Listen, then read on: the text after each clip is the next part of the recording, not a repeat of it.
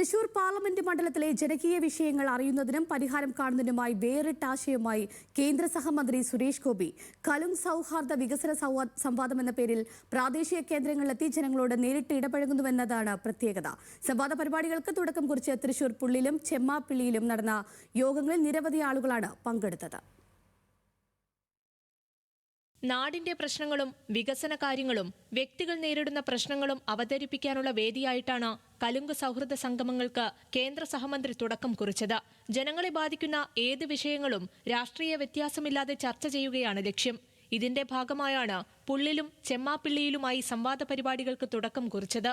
ഞാനിതിന് ആദ്യം പേരിട്ടത് തന്നെ എനിക്ക് കായൽ സമ്മേളനം ഭയങ്കര അസ്ഥിക്ക് പിടിച്ച ഒരു കാര്യമാണ്.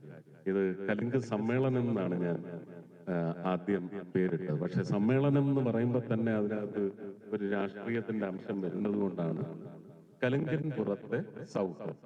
തുടർച്ചയായി ഉണ്ടാകുന്ന വെള്ളപ്പൊക്കം മൂലമുള്ള ദുരിതങ്ങളും കുടിവെള്ള പ്രശ്നങ്ങളുമാണ് പുള്ള് മനക്കൊടി സ്വദേശികൾ കേന്ദ്രമന്ത്രിക്ക് മുന്നിൽ അവതരിപ്പിച്ചത്.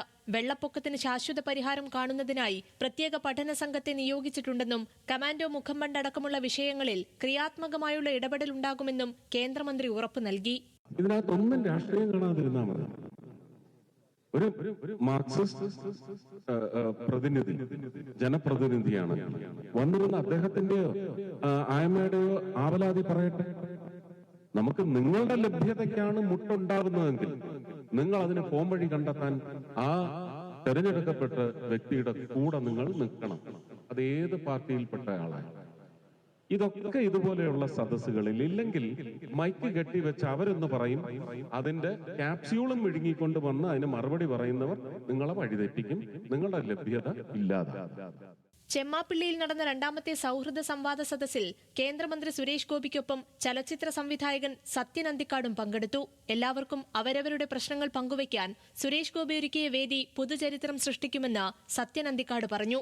BJP നേതാവും ചലച്ചിത്ര താരവുമായ ദേവൻ, എറണാകുളം മേഖലാ പ്രസിഡന്റ് A. നാഗേഷ്, ജില്ലാ പ്രഭാരി ഗോപകുമാർ, BJP തൃശൂർ സിറ്റി ജില്ലാ അധ്യക്ഷൻ ജസ്റ്റിൻ ജേക്കബ് തുടങ്ങിയവരും സംവാദ പരിപാടികളിൽ പങ്കെടുത്തു. ന്യൂസ് മലയാളം, തൃശൂർ.